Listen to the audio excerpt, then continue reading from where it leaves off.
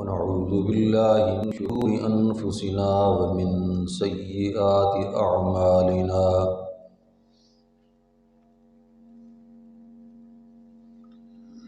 من يهده الله فلا مضل له ومن يضلله فلا هادي له وأشهد أن لا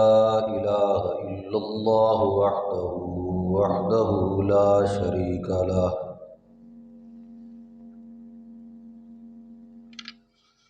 وأشهد أن سيدنا وسندنا ومرشدنا ومأوانا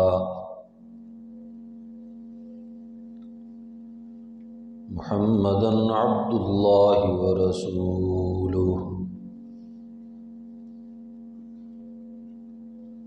أرسله بالحق بشيرا ونذيرا وداعيا إلى الله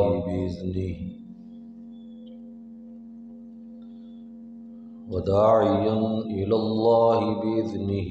وسراجا منيرا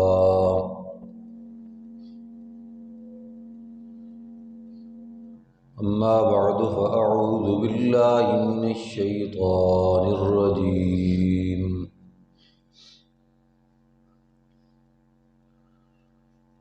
بسم الله الرحمن الرحيم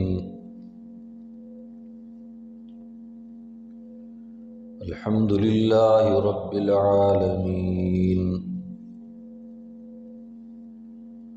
الرحمن الرحيم مالك يوم الدين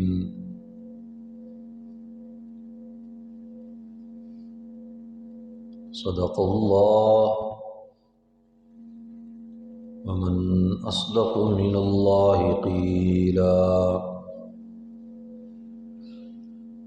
اللهم صل على سيدنا ومولانا محمد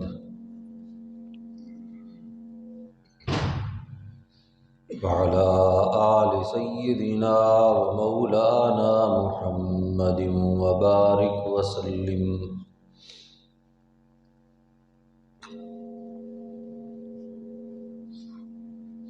وبارك وسلم ثم صل عليه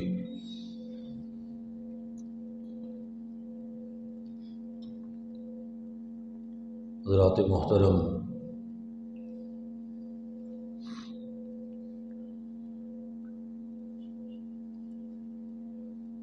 گزشتہ چند جمعوں سے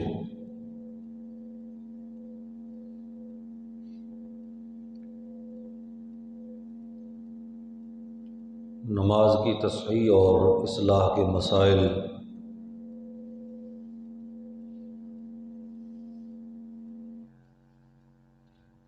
اور نماز کا ترجمہ آپ حضرات کے سامنے بیان کیا جا رہا ہے۔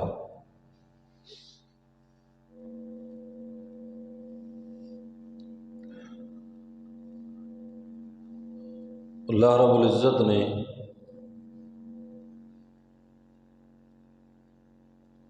بحیثیت مسلمان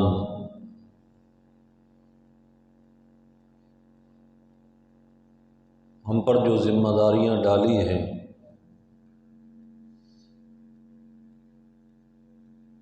اور جن احکام کا ہمیں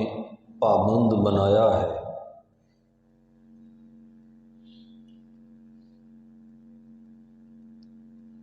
ان احکام اور ان ذمہ داریوں میں سے سب سے بڑی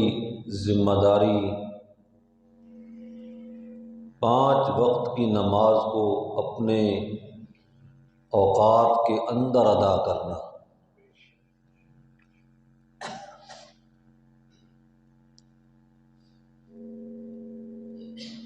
ایک صحابی نے رسول اللہ صلی اللہ تعالی علیہ وسلم سے پوچھا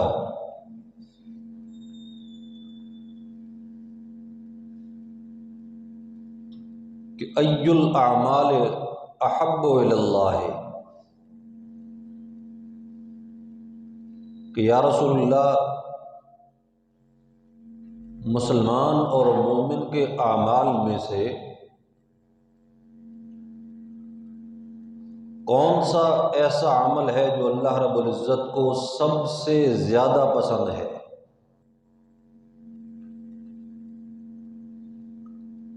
تو آپ نے جواب میں ارشاد فرمایا الصلاۃ لوقتها، فرمایا اپنے وقت کے اندر نماز کا ادا کرنا اللہ رب العزت کو سب سے زیادہ پسند ہے۔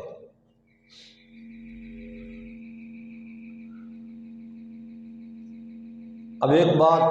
اور ایک ضروری مسئلہ کی وضاحت، وہ بھی آپ سن لیں جو اسی حدیث سے سمجھ میں آ رہا ہے۔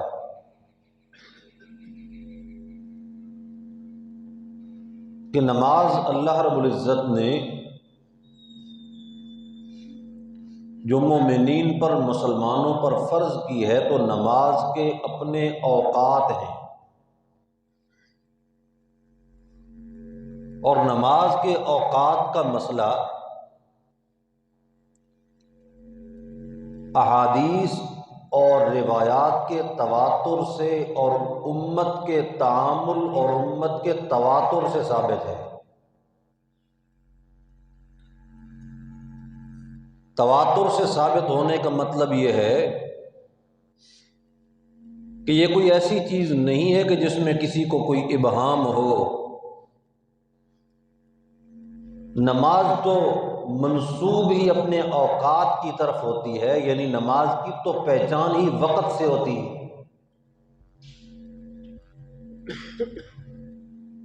فجر کو فجر کیوں کہتے ہیں؟ کہ فجر ایک وقت کا نام ہے جس میں نماز ادا ہوتی ہے، اور اس کو صلاۃ الفجر کہتے ہیں، فجر کی نماز۔ ظہر، صلاۃ الظہر کو ظہر کی نماز کیوں کہتے ہیں؟ اس لیے کہ ظہر ایک وقت کا نام ہے کہ جس کے اندر یہ نماز ادا کی جاتی ہے۔ پھر کہا جاتا ہے عصر کی نماز۔ عصر کی نماز یہ کیا نام ہوا؟ کیوں اس کو عصر کی نماز کہا جاتا ہے؟ تو ہر شخص یہ سمجھ سکتا ہے کہ عصر کی نماز اس کو وقت کی وجہ سے کہا جاتا ہے کہ یہ وہ نماز ہے جو عصر کے وقت کے اندر ادا کی جاتی ہے۔ اسی طرح مغرب کی نماز ہے، عشاء کی نماز ہے، یہ 5 اوقات کے نام ہیں، وقتوں کے نام ہیں۔ اور رسول اللہ صلی اللہ تعالی علیہ وسلم نے فرمایا، جب آپ سے یہ پوچھا گیا کہ عملوں میں سے کون سا عمل اللہ کو سب سے زیادہ پسند ہے، تو جواب میں فرمایا الصلاۃ لوقتها، نماز اپنے وقت کے اندر پڑھنا۔ یہ بات میں اس لیے کر رہا ہوں کہ آج کل کچھ فتنے اٹھ رہے ہیں، ان کی طرف آپ کی توجہ کروانا چاہتا ہوں۔ اسی طرح قرآن پاک کی آیت ہے ان الصلاۃ کانت علی المؤمنین کتابا موقوتا، کہ نماز مؤمنین پر فرض کر دی گئی ہے، کتابا موقوتا، ایسا فرض کہ جس کا تعلق ایک وقت کے ساتھ ہے، اپنے اپنے وقت کے اندر نماز کو فرض کر دیا گیا ہے۔ اب بعض لوگوں نے اپنی لا علمی کی وجہ سے، یا اللہ معاف فرمائے، امت میں فساد پیدا کرنے کی نیت سے یہ کہنا شروع کر دیا جی اگر کوئی آدمی مصروف ہو تو مصروف آدمی کو اجازت ہے کہ وہ جب مرضی چاہے ساری نمازیں اکٹھی کر کے پڑھ لے۔ حالانکہ یہ ایسا جملہ ہے کہ اگر مفتیان کرام اس کے اوپر غور و فکر کریں گے تو ایسے شخص کو وہ دائرہ اسلام سے خارج قرار دیں گے، اس لیے کہ پوری امت کا تعامل کدھر گیا، روایات احادیثیہ ان کا تواتر کدھر گیا، متواتر روایات، متواتر احادیث۔ اور جبریل امین نے جس وقت رسول اللہ صلی اللہ تعالی علیہ وسلم کو پریکٹیکلی نماز سکھائی، نماز ایک تو نماز کا ذکر آسمان سے اترا کہ نماز میں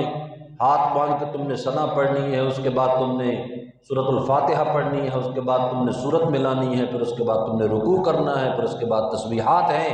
یہ نماز کے اذکار ہیں۔ اور نماز کی جو حیت جس کے متعلق میں ابتدا سے بیان کر رہا ہوں کہ نماز کس طرح پڑھنی ہے، کیا طریقہ کار ہوگا، قیام کس طرح ہوگا، رکوع کس طرح ہوگا، سجدہ کس طرح ہوگا، یہ بھی کوئی صرف زمین کی چیز نہیں ہے، یہ نماز کی حرکات بھی باقاعدہ وحی سے ثابت ہیں۔ خود جبریل امین نے آ کر رسول اللہ صلی اللہ تعالیٰ علیہ وسلم کو نماز پڑھائی اور پڑھ کے دکھائی، کس طرح نماز پڑھنی ہے۔ پھر اس میں نماز کے اوقات کا خیال رکھا گیا، اور 10 نمازیں اس نے پڑھائیں آپ کو کعبۃ اللہ کے پاس۔ 10 نمازیں جبریل نے رسول اللہ صلی اللہ تعالیٰ علیہ وسلم کو پڑھائیں، اور ان 10 نمازوں میں پہلے دن اول وقت میں نماز ادا کی،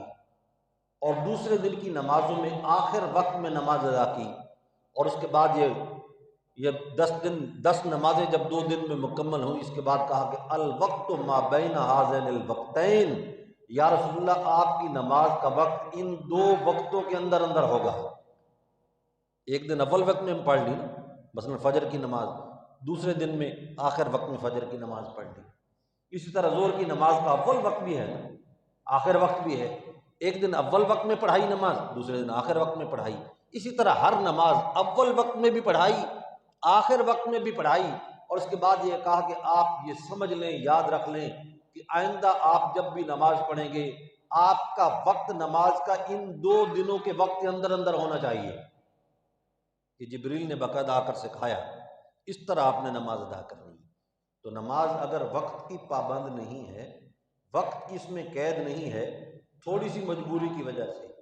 کرکٹ کھیلنے کی وجہ سے، یا پھر طبیعت کے نہ چاہنے کی وجہ سے،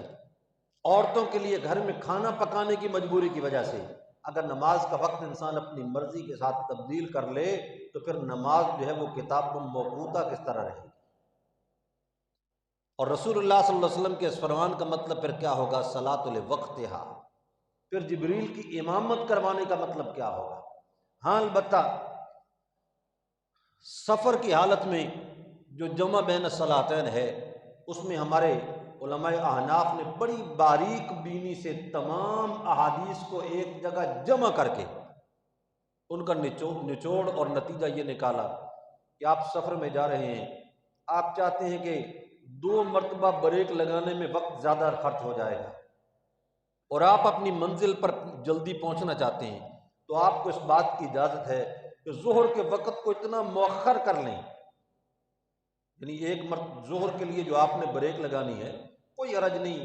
اگر تاخیر کے ساتھ نماز پڑھیں گے، وقت کے اندر اندر پڑھیں گے، تو تاخیر سفر کی وجہ سے تاخیر کر کے نماز پڑھنا جو ہے وقت کے اندر اندر وہ مکروہ نہیں ہوگا، آپ مؤخر کر لیں، ایک بریک لگائیں، ظہر کے آپ فرض پڑھ لیں، ادھر 2-4 منٹ 1-8 منٹ تسبیحات پڑھتے ہوئے عصر کا وقت داخل ہو جائے، پھر آپ عصر کی نماز وہیں پڑھ لیں اور پھر اس کے بعد نکل پڑیں۔ بظاہر دیکھنے میں آپ نے 2 نمازیں اکٹھی پڑھی، لیکن حقیقتاً یہ 2 نمازیں اکٹھی نہیں ہوئیں، ظہر اپنے آخری وقت میں ہوئی، عصر اپنے پہلے وقت میں ہوئی۔ اس طرح نمازوں کو آپس کے اندر جمع کرنے میں کوئی حرج نہیں، لیکن اس کا مذاق بنانے کی اجازت نہیں کہ دیکھو جی، ایک مولوی صاحب کہتے ہیں دیکھو جی آج کل تو سردیاں ہیں، اور سردیوں میں نماز پہ نماز، نماز پہ نماز، نماز پہ نماز، ایک نماز سے فارغ ہو تو دوسری نماز کا وقت ہو جاتا ہے، اور وہ کہتے ہیں کرکٹ کھیلنے والے خوب جی کھول کے کرکٹ کھیلتے رہیں، جب فارغ ہو جائیں ساری نمازیں اکٹھی کر کے پڑھ لیں۔ یہ شریعت اسلامیہ کا مذاق ہے۔ نماز اپنے وقت کے اندر ہوتی ہے، وقت سے باہر کوئی نماز نہیں ہوتی۔ ہاں کسی عذر کی وجہ سے اگر قضا ہو گئی تو پھر وہ قضا نماز ہوگی، ادا نہیں ہو سکتی، اس کو قضا کہیں گے جو بعد میں ہوگی۔ اپنے وقت کے اندر نماز ادا کرنے کا طریقہ کار یہ ہے کہ جو وقت جناب رسول اللہ صلی اللہ تعالیٰ علیہ وسلم سے اور احادیث مبارکہ سے ثابت ہے، اس وقت کے اندر نماز پڑھنے کو ادائے نماز کہتے ہیں، اس کے علاوہ وہ نماز ادا نہیں ہوتی۔ اور قصداً اس طرح کرنے والا وہ شخص جو ہے عملی طور پر اگر اس طرح قصداً کرتا ہے کہ نماز کو مؤخر کر دیتا ہے، چھوڑ دیتا ہے، تو امت کی ایک بہت بڑی اکثریت یہ کہتی ہے کہ اگر وہ نماز کو ہلکا پھلکا سمجھ کر اس طرح مؤخر کرتا رہا تو وہ شخص ایمان سے بالکل فارغ ہو جائے۔ عرض یہ کر رہا تھا کہ نماز جو ہے افضل ترین عمل ہے۔ ایمان کے بعد اللہ رب العزت نے جو مطالبہ کیا بندوں سے اسی بات کا مطالبہ ہے کہ نماز پڑھو اور اپنے وقت کے اندر نماز کو پڑھو۔ اور پھر اس کے کچھ مسائل آپ کے سامنے بیان ہوئے کہ آپ نے جس وقت نماز کی تلاوت کرنی ہے، قراءت کرنی ہے یا نماز کے اذکار پڑھنے ہیں، تو جس وقت انفرادی نماز آپ پڑھ رہے ہیں تو آپ کے لیے افضل یہ ہے کہ اپنے ہونٹ ہلانے کے ساتھ ساتھ اتنی آواز ضرور نکالیں کہ جتنی انسان دوسرے کے کان میں بات کہنے کے لیے آواز نکالتا ہے، اس لیے کہ دوسرا تو وہاں موجود نہیں ہوگا، لیکن وہ آواز جو نکلے گی وہ آپ کے اپنے کانوں تک اور آپ کے دل و دماغ تک گونجتی رہے گی، اور جس وقت وہ آواز آپ کا ساتھ دے گی تو آپ کا قلب اور آپ کا دل بھی اس کا ساتھ دے گا، اور نماز کی طرف توجہ بھی نصیب ہوگی، خشوع اور خضوع بھی نصیب ہوگا، نماز کے تلفظ کی ادائیگی بھی صحیح ہو جائے گی۔ پھر بعض علماء نے یہ بھی کہا ہے کہ سورۃ الفاتحہ پڑھتے ہوئے خاص طور پہ یہ اہتمام کرنا چاہیے کہ اس میں ہر آیت پر وقف کیا جائے، اس میں ایک آیت کو دوسری سے ملایا نہ جائے، یعنی باقاعدہ سانس لیا جائے، الحمدللہ رب العالمین، پھر سانس لے لیا جائے، یہ سب سے بہتر صورت ہے۔ اگر اس طرح کریں گے تو اس میں خشوع و خضوع اور زیادہ ہوگا۔ الرحمن الرحیم، پھر خاموش ہو جائیں، مالک یوم الدین، اس طرح آپس کے اندر ملا جلا کے جلد بازی میں کہ جس سے نماز کا تلفظ اور اس کی ادائیگی پہ اثر پڑے، یہ مناسب نہیں ہے۔ بعض لوگوں کی گرفت مضبوط ہوتی ہے تلفظ پر، ادائیگی پر، وہ کئی آیات ملا کر پڑھنے پر قدرت رکھتے ہیں، لیکن پھر بھی علماء نے یہ لکھا کہ افضل یہی ہے کہ سورۃ الفاتحہ میں ہر آیت پہ وقف کیا جائے، اور سورۃ الفاتحہ کے بعد پھر جو باقی آیات اس کے بعد آپ نے پڑھنی ہے وہ بے شک کہیں ملا دیں، کہیں وقف کر دیں، جہاں ملانا مناسب ہو وہاں ملا دیا جائے، جہاں وقف کرنا مناسب ہو وہاں پر وقف کر لیا جائے۔ اور پھر یہ وقف کے اور ملانے کے مسائل جو ہیں یہ بعض اوقات بڑے علم کا تقاضا بھی کرتے ہیں، تو جس طرح قرآن پاک میں آیات جو ہیں ان کے متعلق جو وقف کے احکام لکھے ہوئے ہوتے ہیں اس کے مطابق یاد کر لیا جائے کہ یہاں پر وقف ہے، جس کو ہمارے لوگ دیہاتی لوگ رہا بولتے ہیں کہ یہاں پر رہا ہے بھائی، یہاں پر وقف ہے، یہاں پر رکنا ہے اور یہاں پر ملانا ہے۔ تو جس طرح رکنا اور ملانا ان آیات کا جو چند صورتیں انسان بطور خاص نماز کے لیے یاد کرتا ہے، ان میں اس کے وقف اور وصل کے مقامات کو بھی یاد رکھنا چاہیے۔ پھر اس کے بعد سورۃ الفاتحہ میں جس وقت انسان اللہ کے دربار میں کھڑے ہو کر مانگنے کے لیے درخواست پیش کرتا ہے، ہاتھ باندھ کے کھڑے ہو کے، وہ اپنے رب سے کیا مانگتا ہے؟ اللہ رب العزت نے فرمایا کہ تم نے مانگنے کا طریقہ نہیں آئے گا، طریقہ ہم بتلائیں گے، اور جو چیز تجھے مانگنی چاہیے وہ بھی ہم بتلائیں گے۔ اب میں پہلے اس کی وضاحت کر دیتا ہوں کہ سورۃ الفاتحہ ساری سورت جو ہے کس چیز کو مانگنے کے لیے اس سورت کو نماز میں رکھا گیا، کس چیز کو مانگنے کے لیے ہے بھائی؟ ہدایت کو مانگنے کے لیے۔ اب جو شخص نماز میں کھڑا ہے، ہاتھ باندھ کے اللہ کے دربار میں کھڑا ہے اور اللہ اکبر کا اعتراف کر چکا ہے کہ اللہ ہی سب سے بڑا ہے، اب وہ شخص ہدایت پر تو ہے، اس کے ہدایت پر ہونے میں شک تو نہیں، لیکن اس کے لیے پھر ہدایت کا معنی ہوگا اہدنا الصراط المستقیم کا، کہ یا اللہ جو راستہ ہدایت کا آپ نے دکھا دیا ہے ساری زندگی اس پہ قائم و دائم رکھنا۔ اس دعا کے لیے پوری سورۃ الفاتحہ کا ماحول بنایا گیا کہ آغاز کرو اعوذ باللہ من الشیطان الرجیم پڑھو، پھر بسم اللہ الرحمن الرحیم پڑھو، پھر اس کے بعد اللہ رب العزت کی حمد کرو، پھر اللہ رب العزت کی ثنا کرو، پھر اللہ رب العزت کی بزرگی اور اس کی تمجید بیان کرو، پھر اللہ کے ساتھ معاہدہ کرو، پھر اس کے بعد یہ دعا مانگو کہ مولا مجھے صراط مستقیم پہ قائم رکھ۔ اس لیے یہ صراط مستقیم ایک ایسی نعمت ہے، ہدایت ایک ایسی نعمت ہے کہ جس کا پوری کائنات میں کوئی متبادل نہیں۔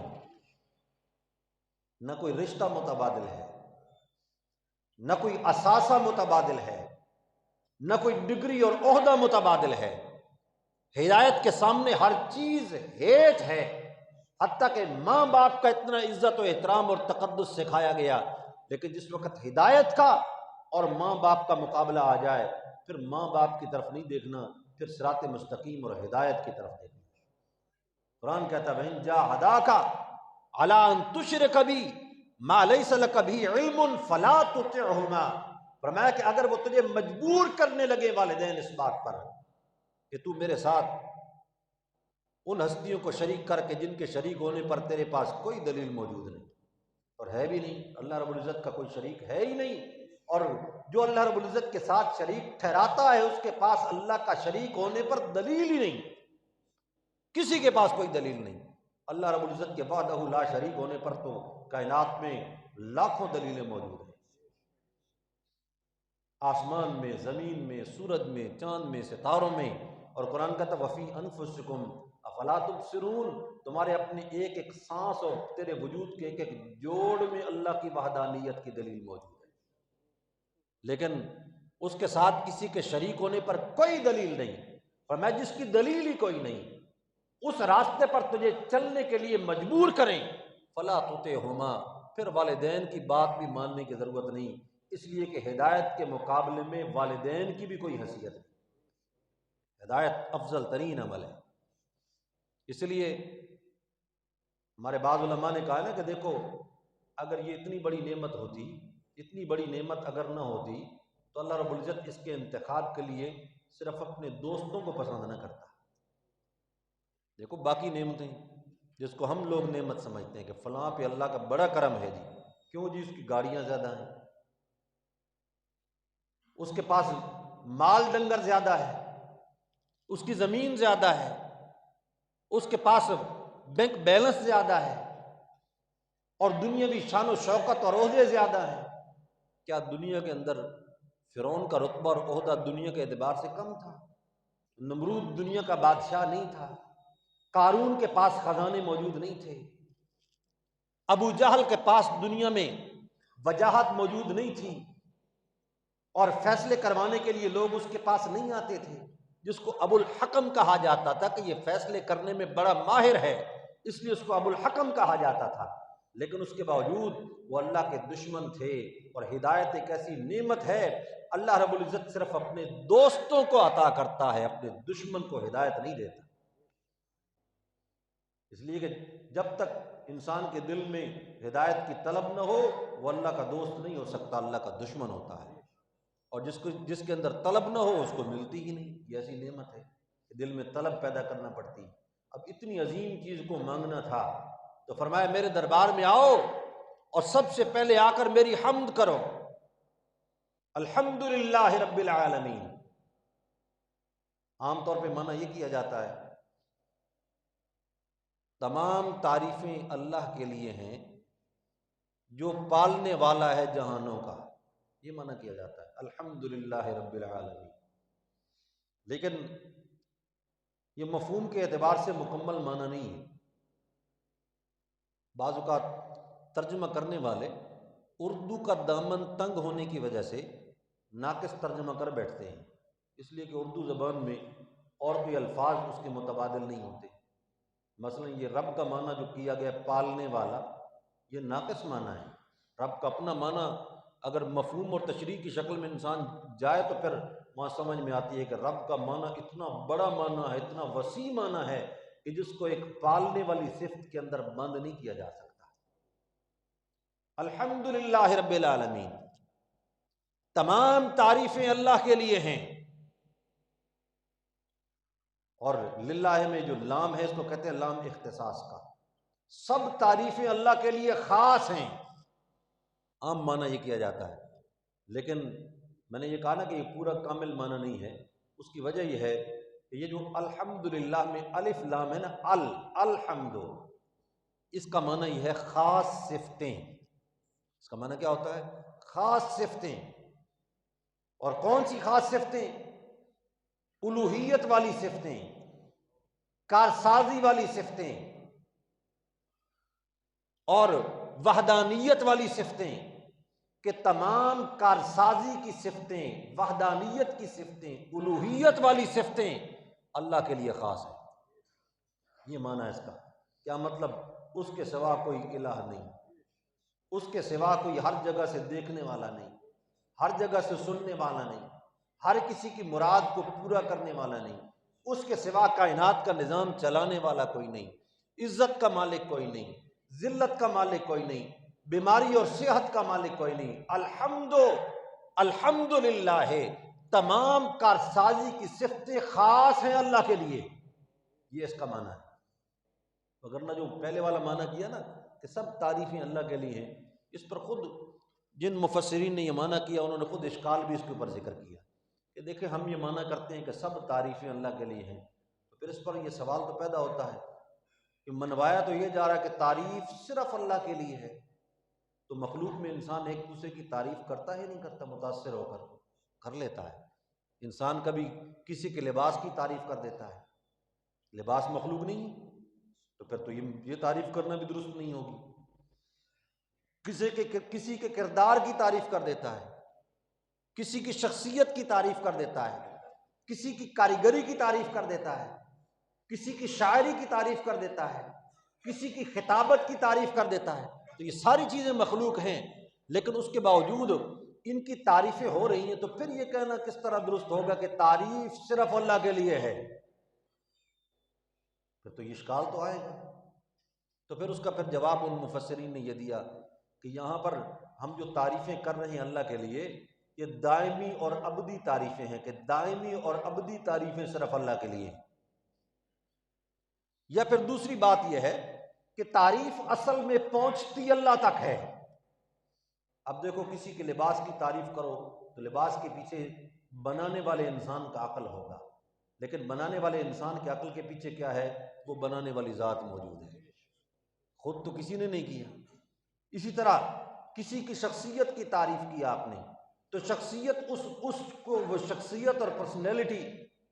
عطا کرنے والی ذات اللہ رب العزت کی ہے۔ جس وقت آپ کسی مشینری کی تعریف کرتے ہیں تو اس مشینری کے اصل کاریگر کی تعریف ساتھ ہو رہی ہوتی ہے کہ یہ مشینری بڑی اچھی ہے، تو ظاہر بات ہے اس کا کاریگر بھی بڑا اچھا ہوگا۔ تو اس کائنات میں مخلوق کے جس ایک ذرے کی تعریف بھی ہوگی وہ در حقیقت اس مخلوق کی نہیں، اس خالق کی تعریف ہوگی کہ اس خالق نے کتنا اس کو اعلیٰ اور عمدہ بنایا۔ اس لیے یہ جو نظر بد کا مسئلہ ہے نا، عام طور پر احادیث میں یہ موجود ہے کہ جس وقت انسان کسی مسلمان کی کوئی چیز دیکھتا ہے، کسی بھائی کی تعریف دیکھتا ہے کوئی چیز، تو بے ساختہ تعریف نہ کرے اس کی، بلکہ تعریف سے پہلے ماشاء اللہ کے الفاظ بول دے، ولا قوت الا باللہ کے الفاظ بول دے، اس قسم کے الفاظ اور کلمات کہہ دے، تاکہ بے ساختہ تعریف اگر زبان سے نکلے،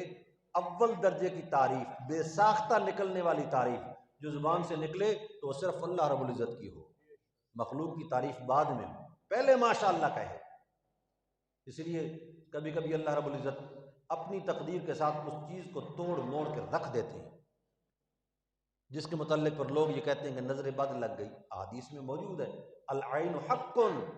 فرمایا کہ نظر کا لگ جانا برحق ہے۔ سنن ترمذی کے اندر کافی ساری روایات موجود ہیں، فرمایا کہ اگر کوئی چیز ایسی ہوتی جو تقدیر پر بھی سبقت کر سکتی ہوتی تو وہ نظر کا لگ جانا ہے، جو بڑی خطرناک چیز ہے۔ ایک صحابی غسل کر رہے تھے چشمے میں، وجود پر پانی ڈال رہے تھے، وجود بڑا خوبصورت تھا، دوسرے دیکھنے والے نے یکدم وجود کی تعریف کی، وہ وہیں گرے اور بے ہوش ہو گئے، اور رسول اللہ صلی اللہ علیہ وسلم نے ناراضگی کا اظہار فرمایا، اور تو نے اپنے بھائی کو قتل ہی کر دیا تھا، یعنی تجھے اللہ کی تعریف کرنی چاہیے تھی براہ راست، یعنی ماشاء اللہ کہہ دیا، پھر اللہ کی تعریف ہو گئی، پھر اس کے بعد اس مخلوق کی بے شک تعریف کر دو، اس لیے کہ مخلوق کی کوئی صفت بھی ذاتی نہیں ہوتی، سب کچھ عطا کرنے والا کون ہے بھائی؟ ایک اللہ ہے۔ تو بے ساختہ تعریف زبان سے ہو نکلے تو اللہ کی نکلے۔ لیکن جو معنی ہم نے کیا ہے، ہمارے شیخ المشائخ مولانا حسین علی رحمۃ اللہ تعالی علیہ نے، وہ فرماتے کہ یہ جو ال ہے نا، ال عربی زبان میں 4 معنوں میں آتا ہے، جن میں سے یہاں پر معنی خصوصیت والا معنی ہے، الحمدللہ ہے، خاص خاص صفتیں جو مخلوق نے، مشرکین نے اپنے بزرگوں میں مانی، اپنے جھوٹے خداؤں میں مانی، اپنے جھوٹے معبودوں میں مانی، وہ خاص صفتیں مخلوق کے کسی فرد میں نہیں ہیں۔ ساری کائنات کے نظام کو چلانے والی خاص صفتیں صرف ایک اللہ کے لیے ہیں، الحمدللہ رب العالمین۔ تمام خاص اور خصوصی صفات اس کے پاس ہیں، اور سورۃ الفاتحہ میں یہ سکھایا گیا کہ اس کا اعتراف کرو کہ وہی کمالات کا مالک ہے، وہی ان خاص صفتوں کا مالک ہے، وحدانیت اسی کی، کارسازی اسی کی، ساری کائنات کا نظام وہ اکیلے چلاتا ہے۔ الحمدللہ ہے مولا، ہم تیری صفتیں تیرے اندر مانیں گے، تیرے علاوہ کسی اور کے اندر نہیں مانیں گے۔ رب العالمین، یہ اس کے اوپر دلیل پیش کی، کیوں؟ اس لیے کہ تمام جہانوں کا پالنے والا کون ہے بھائی؟ ایک اکیلا اللہ ہے جو پالتا ہے۔ الوہیت کی صفات بھی ساری اسی کے اندر ہوتی ہے۔ اور پھر رب العالمین کہا، الحمدللہ رب العالمین، رب المؤمنین نہیں کہا، رب المسلمین نہیں کہا، رب الانبیاء والمرسلین نہیں کہا، رب العالمین کہا، کہ جس میں اپنے بھی آئے، پرائے بھی آئے، دوست بھی آئے، دشمن بھی آئے، ماننے والے بھی آ گئے، نہ ماننے والے بھی آ گئے، چرند پرند نباتات حیوانات جمادات، ساری کائنات اس کے اندر آ گئی، عالمین کے اندر، کہ ساری کائنات کا نظام ربوبیت کس کے ہاتھ میں ہے بھائی؟ ایک اللہ کے ہاتھ۔ رب العالمین وہ ہے، صرف تجھے اور مجھے نہیں دیتا، صرف مسلمانوں کا مالک نہیں، مسلمانوں کا رب نہیں، کافروں کا بھی رب ہے، ماننے والوں کا بھی رب ہے، نہ ماننے والوں کا بھی رب ہے، جانوروں کا بھی رب ہے، چرند پرند جمادات حیوانات نباتات، ساری چیزوں کا رب ہے رب العالمین۔ اور رب کہتے ہیں اس ذات کو جو ہر کسی کی ہر ضرورت کو پورا کرنے پر قادر ہو۔ میں نے کہا نا، رب کا معنی پالنے والا معنی کرنا یہ ناقص معنی ہے۔ رب کا پورا معنی کیا ہے بھائی؟ ہر کسی کی ضرورتوں کو پورا کرنے والا۔ مولا تیری صفتیں تیرے اندر مانیں گے، الحمدللہ ہے، تیرے علاوہ تیری صفتیں کسی اور میں نہیں مانیں گے۔ کیوں؟ اس لیے کہ کائنات کی ہر چیز کی ہر ضرورت کو پورا کرنا تیرا کام ہے۔ رب العالمین جو تو ہے، کائنات کی ہر چیز کی ہر ضرورت کو تو پورا کرتا ہے۔ امام رازی نے تفسیر کبیر میں ایک واقعہ لکھا، اور ان سے پھر کئی مفسرین نے نقل بھی کیا ہے کہ حضرت موسیٰ علیہ السلام جا رہے تھے، انہوں نے ایک پتھر دیکھا، حکم ہوا اس پہ لاٹھی ماری ہے۔ اب لاٹھی ماری تو وہ پتھر ٹوٹا، اس کے اندر ایک اور چھوٹا پتھر تھا، اس سے کچھ چھوٹا پتھر تھا، اب وہ نکلا، پھر حکم ہوا، پھر لاٹھی ماری، پھر اس کو لاٹھی ماری، پھر وہ پتھر ٹوٹا اور تیسرا پتھر اندر نکلا، اور اس تیسرے پتھر کے ٹوٹنے کے بعد دیکھا کہ اس کے اندر ایک چھوٹا سا کیڑا ہے، اور اس کے منہ میں ایک سبز رنگ کا پتا ہے، وہ اس کو کھا بھی رہا ہے اور اللہ کی حمد و ثنا کے گیت گا رہا ہے۔ اور اللہ رب العزت نے وہ گیت اور وہ الفاظ اور وہ ثنائیں اپنے پیغمبر کو سنا، اور وہ اس طرح سنائیں گئی کہ آج تک وہ کتابوں میں سینہ بسینہ چلتی آ رہی۔ سبحان من یرانی ویسمع کلامی ویعرف مکانی ویرزقنی ولا ینسانی، سبحان من یرانی، پاک ہے وہ ذات شریکوں سے جو مجھے اس گھر میں بھی دیکھتی ہے کہ جس کا کوئی ایڈریس اور پتہ ہی موجود کوئی۔ سبحان من یرانی ویسمع کلامی، اور میں جو اس کی تعریف کرتا ہوں تو میری ہر کلام کو سنتا ہے۔ ویعرف مکانی، میں کہاں جا کے ٹھہرا ہوا ہوں، کہاں میں نے اپنا پڑاؤ رکھا ہوا ہے، میرے اس پڑاؤ کو بھی جانتا ہے، میری ضروریات کو بھی سمجھتا ہے۔ وَيَرْزُقُنِي وَلَا يَنْسَانِي، اور جب سے پیدا ہوا ہوں مسلسل رزق دیتا ہے، ایک دن کے لیے بھی اس نے مجھے رزق سے محروم نہیں کیا۔ وَكَأَيٍّ مِّن دَابَّةٍ لَا تَحْمِلُ رِزْقَهَا اللَّهُ يَرْزُقُهَا وَإِيَّاكُمْ وَهُوَ السَّمِيعُ الْعَلِيمُ وَمَا مِن دَابَّةٍ إِلَّا عَلَى اللَّهِ رِزْقُهَا وَيَعْلَمُ مُسْتَقَرَّهَا وَمُسْتَوْدَعَهَا كُلٌّ فِي كِتَابٍ مُّبِينٍ۔ کائنات میں کوئی ایک بھی ایسی چیز ہے کہ جس کی پالنہاری اللہ رب العزت کے علاوہ کوئی اور کرتا؟ اللہ کے علاوہ کوئی پالنہار نہیں، ضرورتوں کو پورا کرنے والا اللہ کے سوا اور کوئی نہیں۔ پھر فرمایا وعدہ کرو نماز میں، اقرار کرو میری صفتوں کا کہ مولا تیری خاص صفتیں جو ہیں الوہیت والی صفتیں کہ تو ساری کائنات کا اکیلا بادشاہ ہے، ساری کائنات کا خود نظام چلاتا ہے، تیرے ساتھ تیری اس صفت میں کوئی شریک نہیں، مشکلیں تو حل کرتا ہے، بیماری سے صحت تو دیتا ہے، عزت تو عطا کرتا ہے، مال و دولت تیرے اختیار میں ہے، اور تنگی اور فراخی تیرے ہاتھ کے اندر ہے، ساری کائنات کا نظام اکیلے تو چلاتا ہے، رکوع کے لائق تو ہے، سجدوں کے لائق تو ہے، نظر و نیاز اور منت منوتی اور چڑھاوے کے لائق تو ہے۔ مولا یہ ساری صفتیں تیرے اندر مانیں گے، تیرے علاوہ کسی اور میں نہیں مانیں گے۔ کیوں؟ اس لیے کہ سارے جہانوں کا اکیلا پالنہار تو ہے، تیرے علاوہ اور کوئی پالنہار نہیں۔ اللہ رب العزت صحیح طور پر قرآن و سنت کو سمجھنے کی توفیق نصیب فرمائے۔ ایک مسئلہ پوچھا گیا ہے، اس کی ذرا ایک منٹ بیٹھ کے وضاحت سن لیں۔ طلاق کے متعلق ایک مسئلہ پوچھا گیا ہے، اور ایک بڑی ضروری چیز ہے کہ جس کو میرے خیال میں کبھی کبھی ممبر و محراب پہ بیان بھی ہونا چاہیے، یاد دہانی بھی ہونی چاہیے۔ اس وقت یہ جو فتنہ پھیلا ہوا ہے نا طلاقوں کا عام ہونا، احادیث میں ہی آتا ہے، روایات میں، کہ قرب قیامت میں طلاقوں کا سلسلہ عام ہو جائے گا۔ اور پھر اگر ہمارے پاس مدرسہ میں ایک مہینے کے اندر اگر 50 مسائل آتے ہیں نا لوگ پوچھنے کے لیے، ان میں سے 45 طلاق سے متعلق ہوتے ہیں، یعنی یہ کیفیت بن چکی ہے۔ اور پھر ابتدائی طور پر شریعت کے مسائل کو سمجھا نہیں جاتا، دیتے ہوئے طلاق ایک مرتبہ یک لخت دے کر سارے راستے بند کر دیے جاتے ہیں۔ پھر اس کے بعد آ کر یہ کہا جاتا ہے جی کوئی اب گنجائش نکالو بھائی مولوی کا کام گنجائش نکالنا نہیں ہوتا۔ گنجائش اگر نکالنے کا مسئلہ سمجھنا ہو تو طلاق اللہ معاف فرمائے اس نوبت سے، اللہ رب العزت سب کو محفوظ رکھے اس نوبت سے۔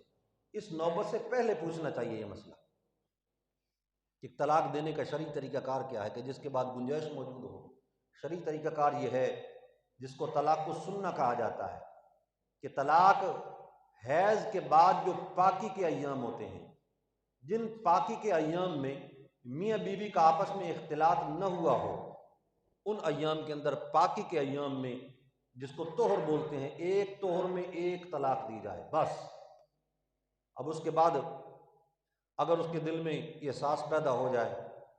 کہ یہ دونوں آپس کے اندر مل جائیں، میاں بیوی کے دل میں دوبارہ احساس آ جاتا ہے، تو پھر یہ راستہ موجود ہے کہ وہ زبان سے رجوع کر لے، کہہ دے کہ میں نے اپنی طلاق سے رجوع کیا، تو رجوع کرنے سے کام چل جائے گا،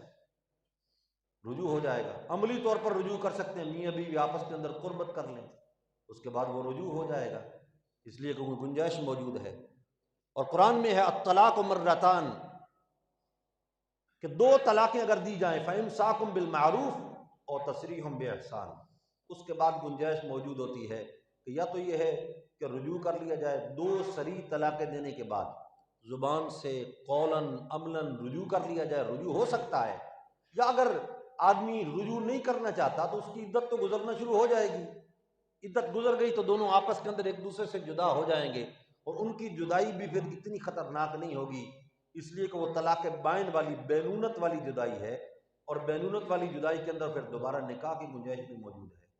لیکن اگر کوئی شخص یہ کہے کہ ایک مجلس میں طلاقیں بھی 3 دے دی جائیں، یا ایک طہر میں طلاقیں بھی 3 دے دی جائیں، اور اس کے بعد یہ کہا جائے جی اب کوئی گنجائش نکالو جی، پہلے کسی اور مسلک سے تعلق تھا، اور جس وقت طلاق دے دی تو اس کے بعد کسی اور مسلک کے لوگوں کے پاس چلا گیا جی اب کوئی مجھے فتویٰ دے دیں جی، بھائی اگر پہلے سے ہی وہ شروع سے کسی ایک خاص مسلک کے ساتھ چل رہا ہے، وہ جانے اور یہ جانے، کسی حد تک کوئی گنجائش کی صورت ہے، لیکن محض طلاق کے لیے پھر مسلک اپنا تبدیل کر دینا کہ کسی مسلک سے اس کی گنجائش مل جائے گی، گنجائش کی بات آپ یہ کان کھول کے سن لیں سارے حضرات، اللہ رب العزت ہم سب کو ہدایت نصیب فرمائے۔